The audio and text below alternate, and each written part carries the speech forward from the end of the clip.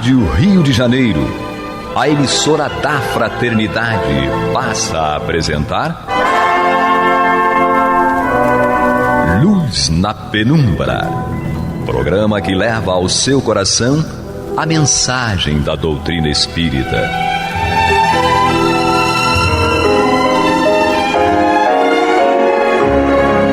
E com vocês, Eduardo Araújo, para o estudo de O Livro dos Médiuns, da obra codificada por Allan Kardec. Olá, prezados ouvintes da Rádio Rio de Janeiro, sejam todos muito bem-vindos para juntos estudarmos O Livro dos Médiuns de Allan Kardec, mais uma vez com a alegria de ter aqui conosco ela, Maria de Fátima Miranda. Seja bem-vinda. Muita paz, que Jesus nos guarde. E Paulo Renato. Deus nos abençoe. Que assim seja. E aqui na parte técnica, para matar a saudade, faz tempo que ele não estava conosco, Serginho. Hoje ele está de volta aqui conosco.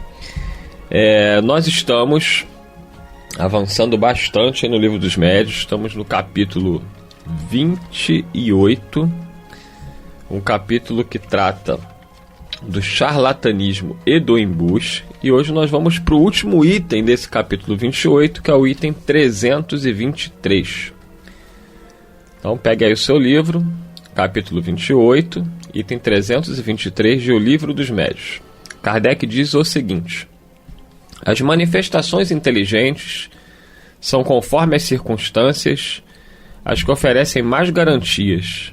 Entretanto, nem mesmo essas escapam à limitação, pelo menos no que toca às comunicações banais e vulgares.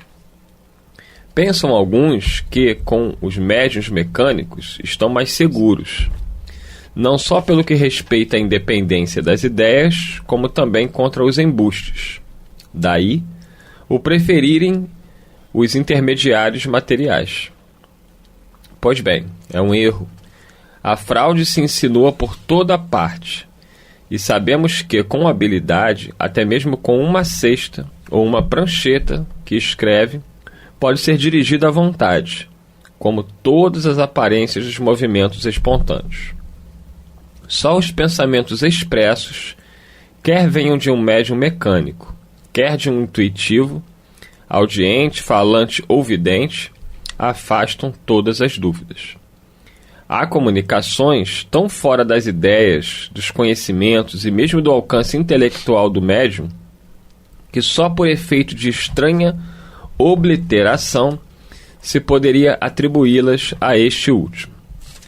Reconhecemos que o charlatanismo dispõe de grande habilidade e vastos recursos, mas ainda não lhe descobrimos o dom de dar saber a um ignorante, nem espírito a quem não o tenha. Em resumo, repetimos, a melhor garantia está na moralidade notória dos médiuns e na ausência de todas as causas de interesse material ou de amor próprio capazes de estimular-lhes o exercício das faculdades mediúnicas que possuam, porquanto essas mesmas causas poderiam induzi-los a simular as de que não dispõem. Então, Kardec traz aí nesse item 323 essas considerações sobre as manifestações inteligentes, dizendo que elas são as que podem oferecer maior garantia de confiabilidade, deixando claro que as manifestações físicas são as que mais se prestam ao embuste.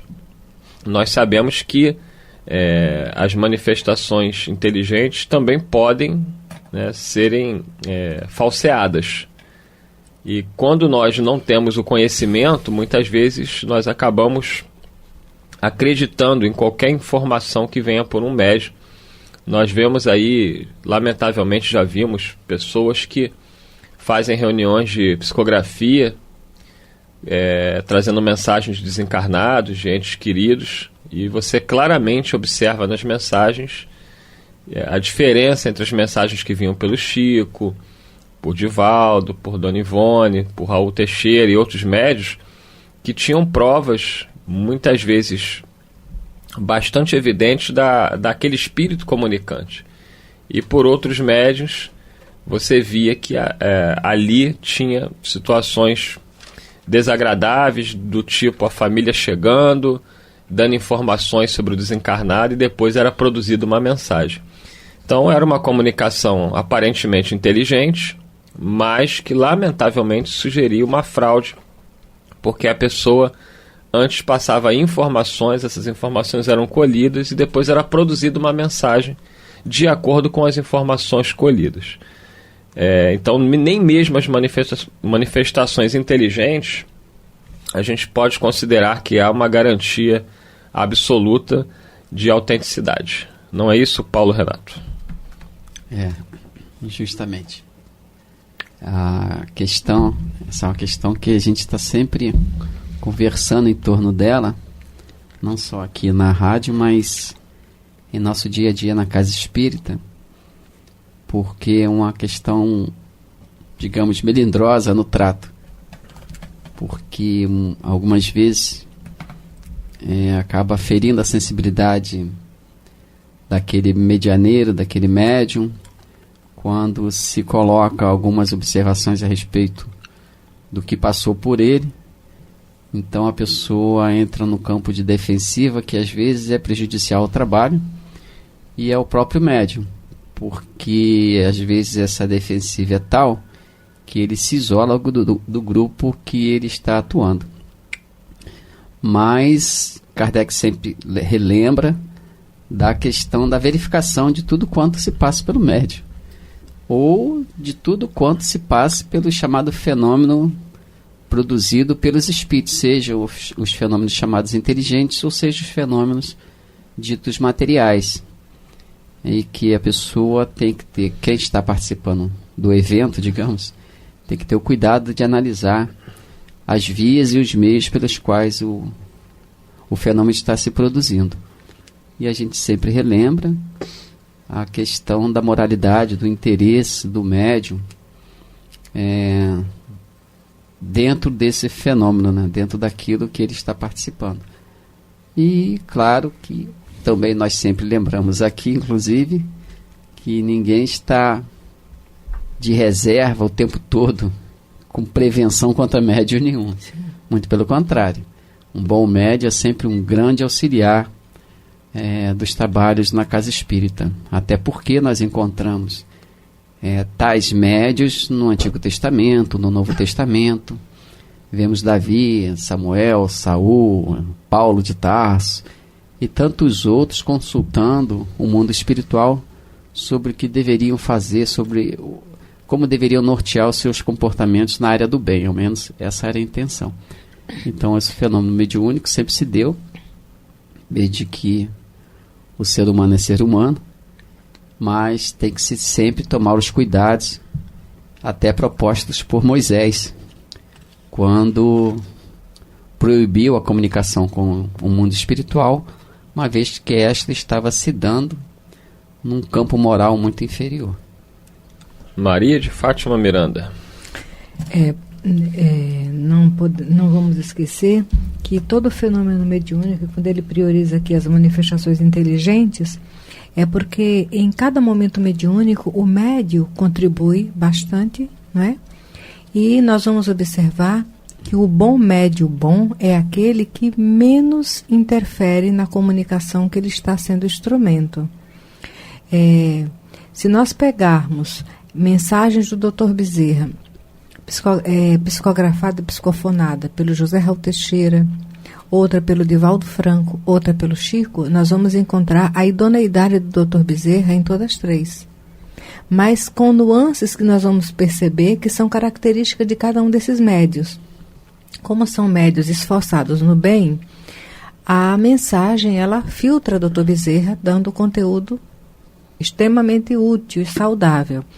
Mas saindo dessa condição desses médios mais esforçados na moral e cuidadosos, nós vamos perceber que quando o Dr. Bezerra se manifesta, as características do médium interferem tanto que mescla a mensagem. Às vezes não é Dr. Bezerra não, é o médium que de alguma forma filtrou com um filtro de café mal lavado, não é? Passou o café e não lavou direitinho, saiu um pouquinho de borra ainda. E por isso, cuidado. Então, e os espíritos nos falam que nas comunicações não ficarmos presos à assinatura do espírito, mas no conteúdo. Porque se o conteúdo não tiver coerência com a proposta do bem daquele que é tido como benfeitor que está se comunicando ali, nós já podemos descartá-la como uma mensagem útil. Os extremos são muito perigosos, né? No sentido de que muitas vezes a pessoa deseja uma comunicação por tal médium com as características das que o Chico recebia, com aquele mundo de detalhes pessoais. E às vezes a pessoa rejeita uma boa comunicação por médium, digamos, de bom caráter, bem intencionado, uma comunicação verdadeira, mas com menos riqueza de detalhes. Então a gente está sempre refletindo sobre isso, sugerindo essa reflexão, para que a pessoa considere a flexibilidade, digamos, das faculdades mediúnicas, que são muito particulares. Sim. Nem todos têm a possibilidade de filtrar o pensamento dos benfeitores espirituais, no caso, como o Chico tinha. Sim. Mas, de alguma forma, o filtro, né?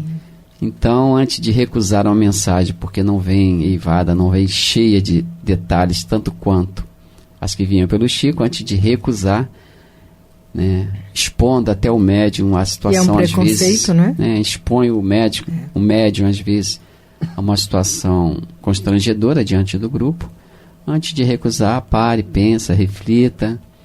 E isso é importante porque às vezes a pessoa está deixando triste aquele que tentou que deu a comunicação, porque a intenção dele era confortar o ente querido, e o ente querido simplesmente virou as costas àquela possibilidade de conforto.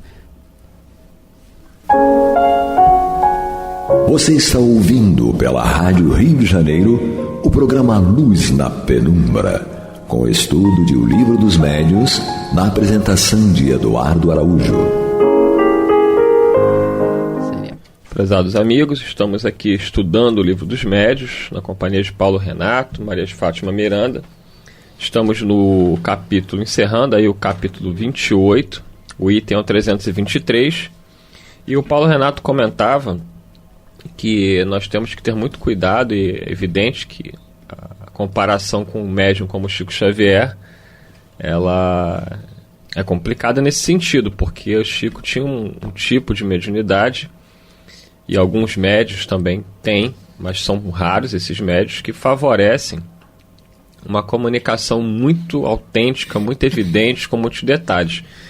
Mas nem todos os médiuns têm esses recursos. A gente se recorda no livro No Mundo Maior, do médium Francisco Cândido Xavier, um médico ia dar uma comunicação por uma companheira, uma medianeira, e ela, apesar de ter um coração muito bom e registrar com fidelidade o que o médico queria trazer, ela não tinha os conhecimentos científicos nem desta encarnação e nem de outras.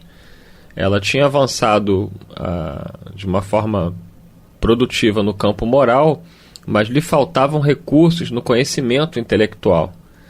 E quando o médico vai dar a mensagem, e aí é interessante a gente analisar essa questão do médium mecânico, intuitivo, mas com o cabedal que esse médium traz, né? E ali no livro é deixado claro que ela não trazia com ela o conhecimento científico, nem desta, nem de outras. Era um campo que ela ainda teria que avançar. Então esse médico tinha que dar a comunicação, e ela era a médium mais apta a receber a comunicação, apesar dessas limitações. Então ele não consegue encontrar no cérebro dela recursos para utilizar determinadas palavras, nomenclaturas, que facilitassem a sua identificação como médico. E o grupo, naturalmente, ao ver a mensagem de teor moral edificante e consolador, não consegue ali identificar aquele médico. E cria-se uma situação de certo constrangimento para a médium também. É muito mais complexo, né, Paulo Renato, Miranda, prezado ouvinte, do que nós podemos imaginar uma comunicação espiritual. Kardec fala aqui do médium mecânico, do médium intuitivo, e mesmo que seja um médium mecânico, o espírito teria uma grande dificuldade né, que ele teria que praticamente escrever letra por letra para que ele pudesse levar uma mensagem de um conteúdo mais específico. Porque se o médium não traz o recurso, o espírito não tem como fabricar isso na cabeça do médium. Parece fácil a comunicação do mundo espiritual. Parece só pegar o braço do médium e escrever. Pronto. Tem um médium ali, como com uma caneta, né? A caneta está ali, se você escrever, é só pegar e escrever. Parece muito fácil, mas existem características no trato mediúnico que nos escapam. Os benfeitores espirituais, de alguma forma, tornam algumas características dessas, através da obra do André Luiz, especialmente visível. Torna visível, mas não necessariamente compreensível. Não é porque ele relata alguns aspectos no trato mediúnico que a gente vai conseguir compreender toda a sua estrutura, todo o seu conteúdo. Então é muito difícil a esse respeito, no que diz respeito a comunicações mediúnicas, digamos assim, via particular, né, para identificar o espírito. Muito difícil por causa da necessidade que o espírito tem e precisa ter de entrar num mundo de detalhes que pertence só a ele, a pessoa a quem é dirigida a mensagem. Mas, no cômputo geral, em linhas gerais, o médium sempre identifica a presença do espírito via, digamos assim, perispírito. Ele sente a presença física do espírito. Então ele sabe que o espírito está ali, de alguma forma ele sabe. Porque vê, porque tem aquela sensibilidade no campo nervoso. As emoções dele às vezes ficam perturbadas, dependendo da situação. Então ele sabe que o espírito está ali, mas daí a traduzir o seu pensamento é um problema, até porque o próprio registro da presença de um espírito, seja ele com características de enfermidade, ou seja, com características de perfeição moral, intelectual, a própria presença do espírito causa perturbação no raciocínio, momentaneamente no raciocínio do médium. Então ele mesmo, digamos assim, embaralha as suas ideias, porque a percepção de um espírito sofredor, infeliz, altera o seu campo, digamos assim, físico, batimento cardíaco e tal, e por consequência altera o seu campo emocional, os seus pensamentos. E, igualmente, por incrível que possa parecer, a presença de um benfeitor também causa alguma perturbação no nosso mundo íntimo. Só que, no caso aí, é perturbação para o bem. Então, quando se sente a presença de um grande benfeitor, de um espírito amigo, a tendência é sermos envolvidos pelas energias dele e nos emocionarmos no campo do descontrole. Então a gente fica mais preocupado em intensificar o registro daquela presença física do que saber o que ele pretende falar.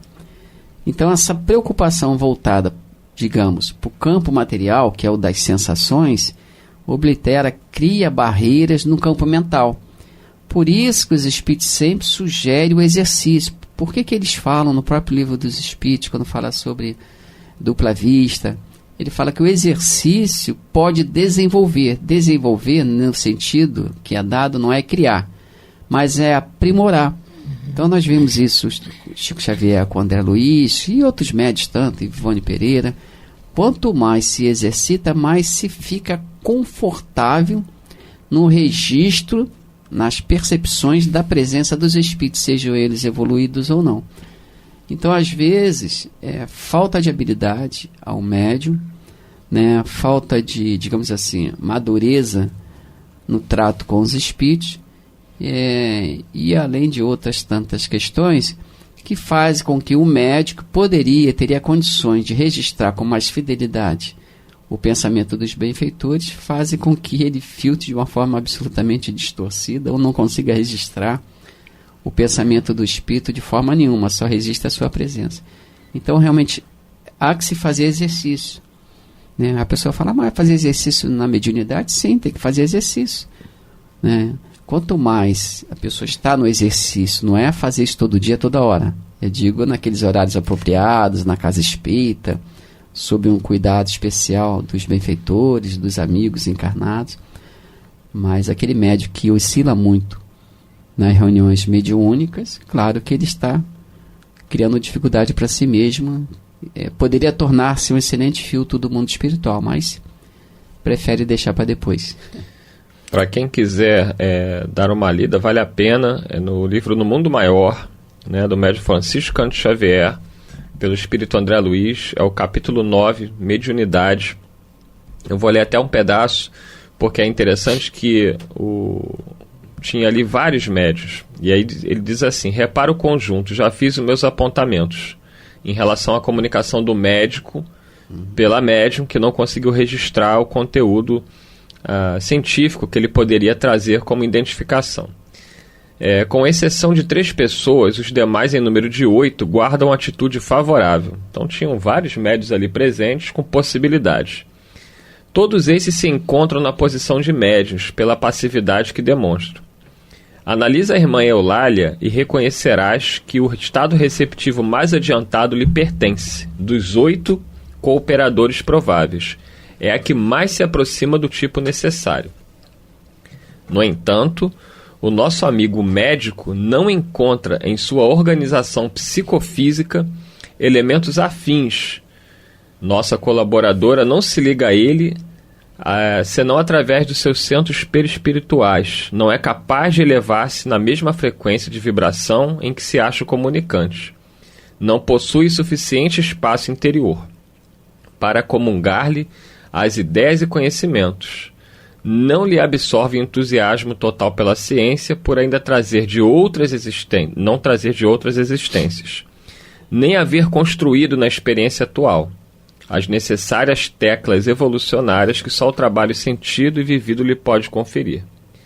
E ele fala que ela tinha boa vontade. E assim foi feito, a mensagem foi dada, mas os companheiros logo sentiram e perceberam que não trazia o nome que assinava, não trazia os conteúdos que se esperava. Mais à frente ele mostra a dificuldade que o Paulo Renato destacava. Assim que o médico começa a escrever, ele diz: decorrido alguns minutos de expectativa e de preparo silencioso, a mão da médium, orientada pelo médico e movida em cooperação com os estímulos psicofísicos da intermediária, começou a escrever, em caracteres irregulares, denunciando o natural conflito de 2 cosmos psíquicos diferentes, mas empenhados num só objetivo. Então, Miranda, é muito mais complexo. Nosso ouvinte deve estar pensando: meu Deus, eu achei que era só pegar na mão do médium e escrever, ou só falar através da sua boca. É muito mais difícil e complexo do que podemos imaginar à primeira vista. Por isso que Emmanuel preparou junto com Chico, né, dentro do trabalho psicográfico do André Luiz, o livro Mecanismo da Mediunidade. Eita, livro difícil. Só Paulo Renato para nos ajudar a ler esse livro. Paulo Renato, Marco Aurélio, tem né? que ser, tem que ser. Quebra direitinho ali. Porque a técnica mediúnica, as técnicas, elas variam, né? Nós conhecemos só o que nos é permitido diante do momento ali mediúnico com instrumento material. Mas a nível espiritual, tudo que se faz e como faz, transcende qualquer proposta nossa de compreensão agora. A gente imagina, né, que quando começa a estudar a doutrina, que o Espírito chegou, falou, está falado.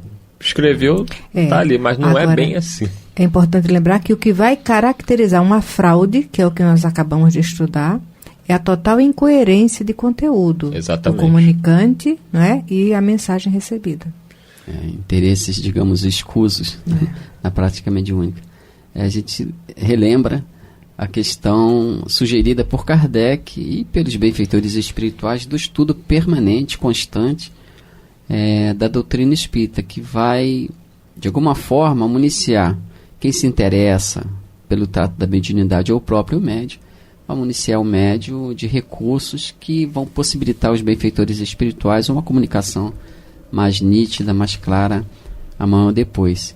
E é importante também considerar que as faculdades mediúnicas são diferentes. Por isso que é bom as pessoas se reunirem e trocarem experiências. Com certeza. Estou aqui fazendo sinal para o Paulo Renato que o tempo acabou. Mas não se preocupem, semana que vem tem mais.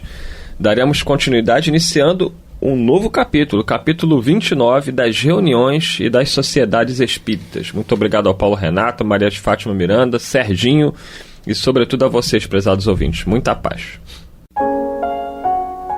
Você está ouvindo o programa Luz na Penumbra.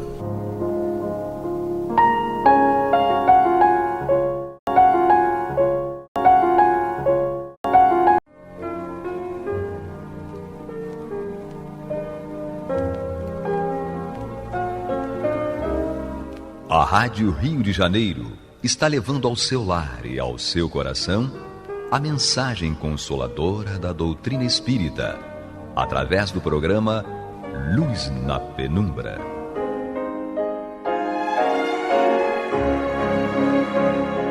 E agora com vocês, César Augusto Lourenço Filho, para comentar os textos da Revista Espírita de Allan Kardec, no período de 1858 e 1869.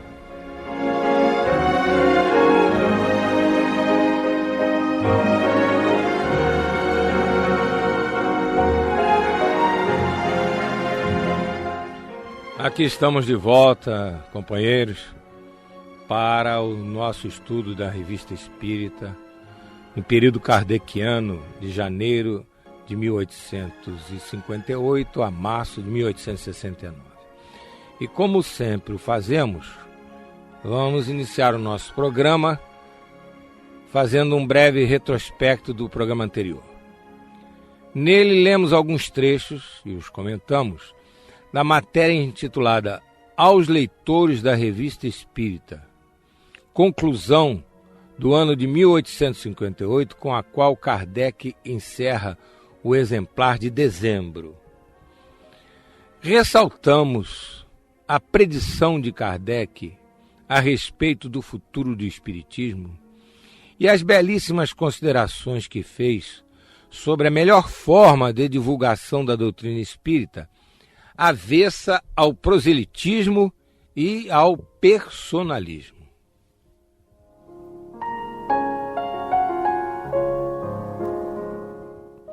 Ainda no programa anterior, comentamos o fato de Kardec fazer uma avaliação da Revista Espírita. Procedimento importante em todo e qualquer trabalho sério, a avaliação.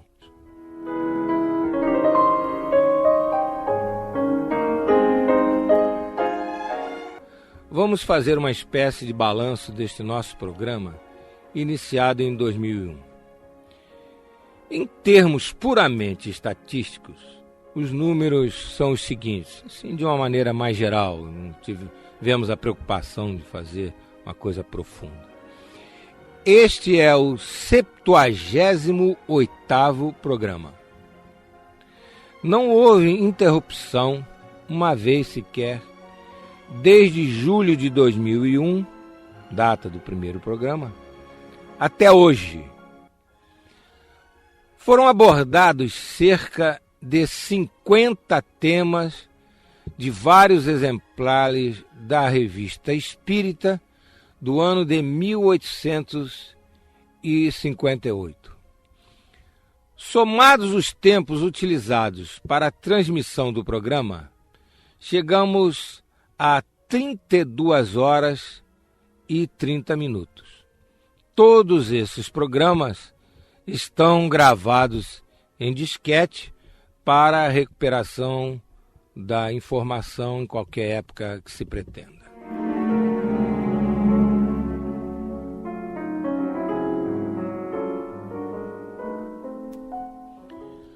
Para aqueles que não ouviram os primeiros programas, dizemos que eles se embasam na Revista Espírita, como dissemos há pouco, do período kardeciano. E esse período de janeiro de 1858 a março de 1869, a Revista Espírita foi publicada por Kardec ininterruptamente. Não houve um mês sequer no qual a Revista Espírita tenha deixado de sair a lume. Informamos ainda que trabalhamos com a coleção completa, publicada pela editora Cultural Espírita Edicel Limitada, na sua tradução para o português. Então nós estamos trabalhando com essa coleção da Edicel.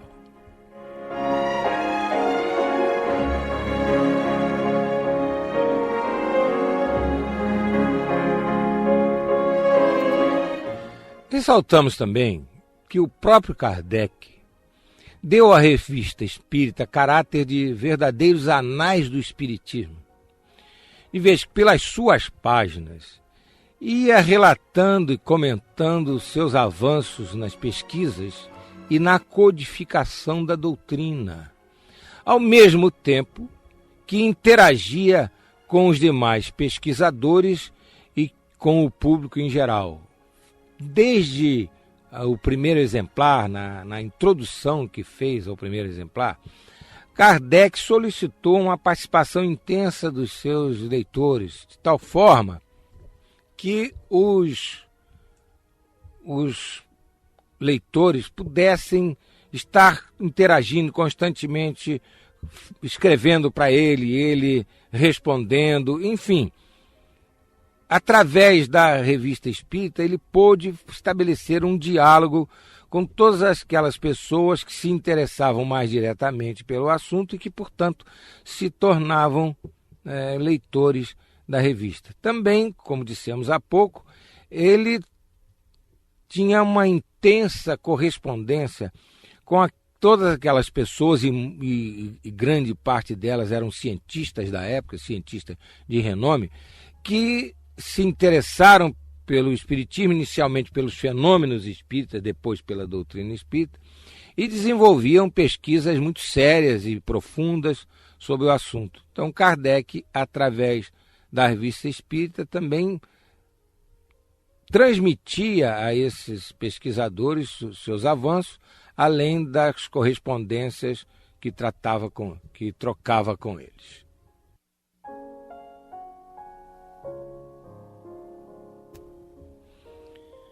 Aqueles que acompanham o programa percebem que ele se constitui em verdadeiro estudo das matérias da revista espírita. Isto é, nós não nos limitamos a pura e simplesmente ler algum trecho da revista e deixar que apenas aquele texto sirva de objeto para o estudo da doutrina naquele particular. Não porque o texto em si não seja suficiente, ele o é, mas porque nós temos aquela preocupação, é verdadeiramente uma preocupação nossa, de buscar contextualizar o que está na doutrina espírita, na época em que ela foi publicada, e trazer para os dias de hoje aqueles ensinamentos que ali estão contidos. Então, essa contextualização a gente procura fazer de maneira tal que haja não só uma fixação, uma consolidação do conceito doutrinário em si, como também para ficar claro que aqueles ensinamentos, aquilo que a doutrina naquela época veio trazer à humanidade, permanece inteiramente válido nos dias de hoje. Ou seja, há uma vontade, assim, uma filosofia do programa de buscar, através dessa metodologia, desse processo pedagógico, procurar mostrar a atualidade da doutrina espírita.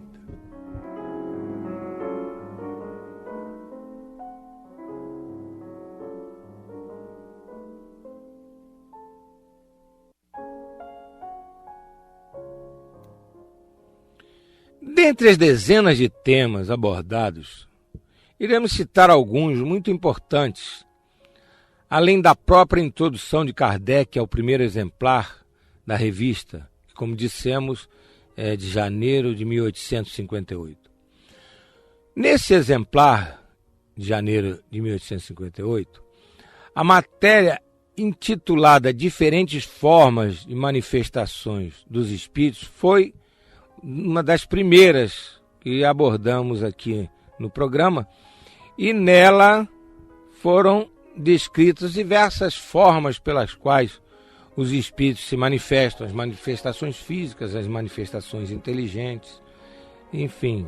Kardec colocou essa matéria desde logo no primeiro exemplar de janeiro de 1858, justamente porque estava no auge, né, daquela profusão de fenômenos espíritas em Paris e em outros lugares no mundo inteiro.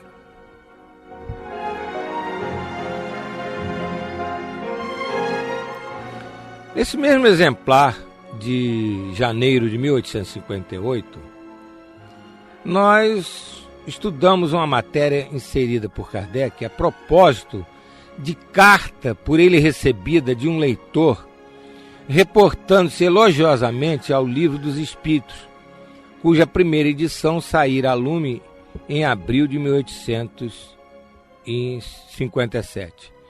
Foi uma interação com o público que ele havia pedido no exemplar de janeiro, e já em abril, após a publicação do Livro dos Espíritos, esse leitor se dirigiu a Kardec, fazendo então uma série de considerações.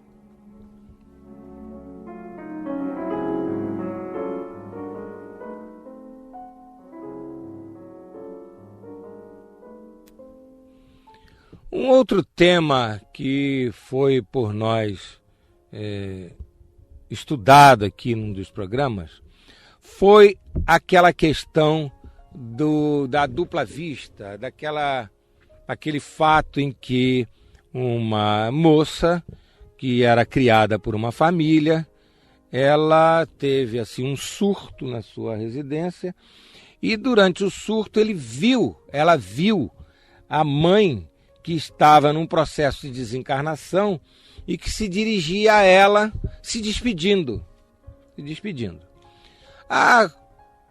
O fato foi considerado assim pelos pais adotivos da moça de uma maneira assim um pouco sem saber exatamente o que fazer, mas depois essas pessoas, a mãe adotiva da moça, procurou uma médium, e essa médium, então, diante da situação, ela procurou ir a fundo na questão, acabou se dirigindo a Kardec a respeito, e ficou também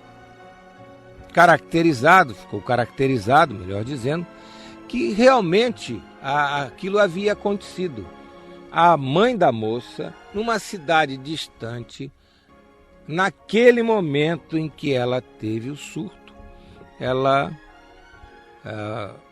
havia realmente desencarnado, e então com isso se demonstrou a autenticidade do fenômeno. Nesta mesma matéria foi narrado o fato de um senhor que caminhava com um amigo pelos Campos Elíseos, lá em Paris, e de repente ele teve uma visão de um navio que estava chegando num porto até de um outro país, se não nos trai a memória, de Hannover. Então, teve aquela visão, uma visão com detalhes do navio, as pessoas chegando, etc. O horário, ele marcou o horário que teve aquela visão, e depois, então, ele, ao chegar à casa, ele recebe um telegrama de um amigo, de uma pessoa, dizendo que estaria chegando o navio, etc, etc. O telegrama que havia sido passado na véspera. O título da matéria é sobre os pressentimentos. Nós estamos citando de memória, não estamos nos lembrando exatamente do título da matéria.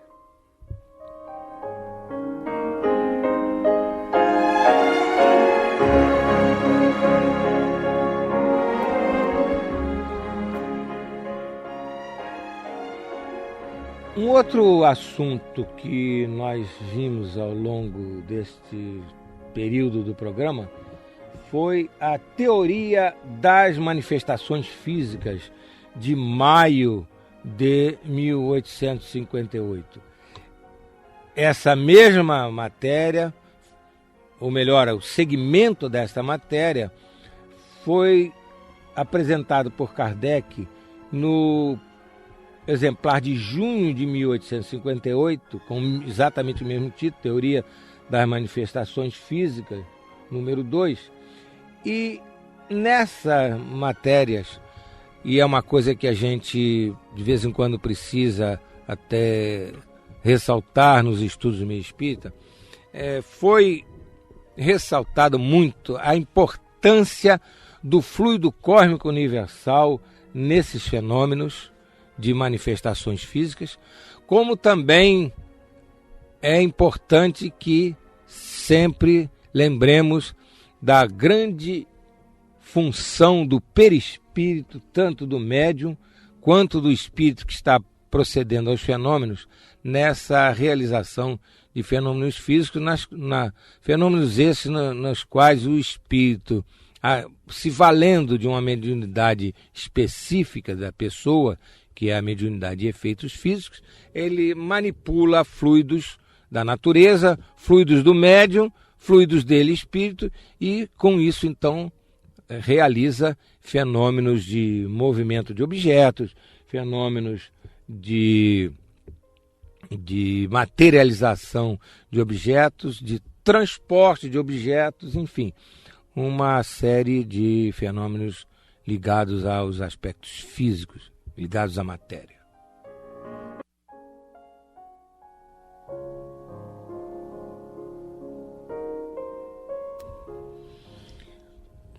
Uma outra matéria da Revista Espírita que foi estudada neste programa e que vale a pena lembrarmos agora, porque ainda é muito atual, foi aquela denominada Talismãs.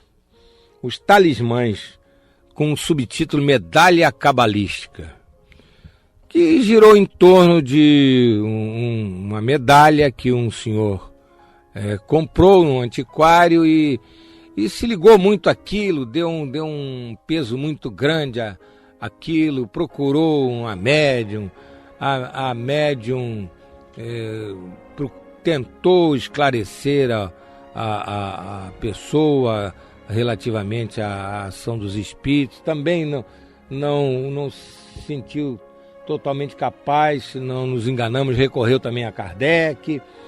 Nós voltamos a dizer que estamos citando de memória. E então, o que aconteceu? Na matéria ficou muito claro, e isso é do conhecimento da doutrina espírita, depois com a codificação se consolidou mais ainda, ficou bem claro que realmente há objetos que ficam impregnados das vibrações, dos fluidos das pessoas que se ligam muito diretamente àqueles objetos. É a parte, digamos assim, física do talismã. Ainda hoje é muito comum pessoas que trabalham com cristais utilizarem determinados tipos de pedras para determinadas finalidades. Então a pessoa cria uma vinculação mental com aquela pedra, conduz aquela pedra junto a determinadas partes do corpo, dentro do que essas pessoas consideram seja uma fenomenologia com certo sentido. Mas o importante é que isso faz com que realmente aquela pedra fique imantada pelas vibrações da pessoa. E na época, inclusive, nós comentamos a existência de um tipo de mediunidade denominada psicometria, através da qual o médium, tocando um objeto desse, ele é capaz, inclusive, de ver a pessoa, ele descreve a pessoa com todos os detalhes. Havia, não sabemos se ainda existe, na polícia de Amsterdã, na Holanda, um policial que tinha essa mediunidade. Então, a sua faculdade mediúnica era utilizada para ele desvendar crimes. Ele chegava no local do crime e tocava nos objetos, até que ele, através do toque num determinado objeto, por exemplo, a arma do crime, ele descrevia em detalhes o suposto assassino, e depois as investigações realmente mostravam que aquilo era a verdade. Agora, nós ressaltamos no programa correspondente, e vamos ressaltar novamente aqui, o fato de que nenhum talismã é capaz de se sobrepor à vontade e ao livre-arbítrio da pessoa. Então, a criatura, através do talismã, ela pode ter um referencial mental, por exemplo, para ter mais coragem diante de alguma coisa. Mas a coragem não vem do talismã. A coragem vem da vontade, do desejo firme, do pensamento bem dirigido e forte que a pessoa realiza, motivada, digamos assim, pela grande importância que dá ao talismã.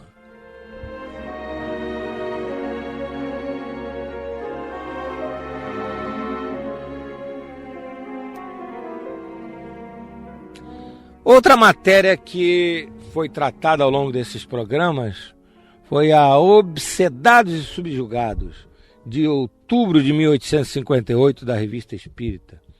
Lembramos que esta palavra obsedados hoje não se utiliza mais, raras são as pessoas que se utilizam dessa denominação. A palavra escolhida ou consagrada, digamos assim, hoje, é obsidiados. São aqueles espíritos que atuam sobre a criatura, buscando subjugá-la, buscando fazer com que ela fique à sua mercê.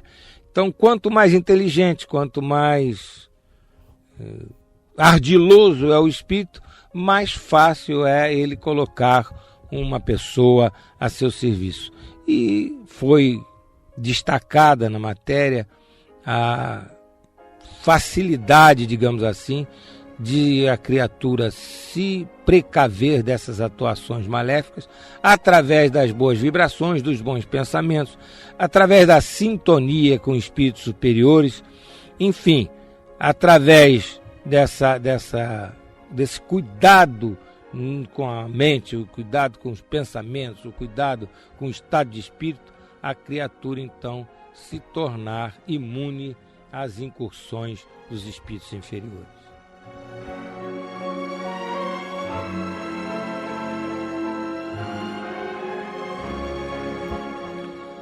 Agradecendo a todos os ouvintes que nos honram com a audiência a este programa, nós desejamos a todos muita saúde, muita paz, muita alegria, muito progresso material e espiritual, enfim, com muito avanço em termos espirituais, com muito amor e serviço no bem.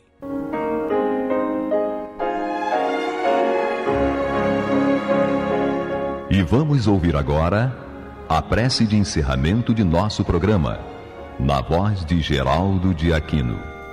Jesus, dá-nos coragem para a luta, piedade para os insultos e misericórdia para as injustiças e ingratidões.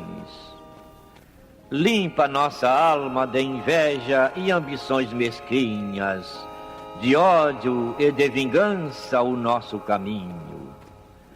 E que dentro em pouco, ao recolher-nos de novo ao calor do nosso leito, para que o sono nos dê a paz e o esquecimento das tristezas humanas, possamos sentir, Senhor, no mais íntimo de nosso ser, a doçura indefinível do Teu amor e a grandeza incomparável da Tua divina presença. Que assim seja.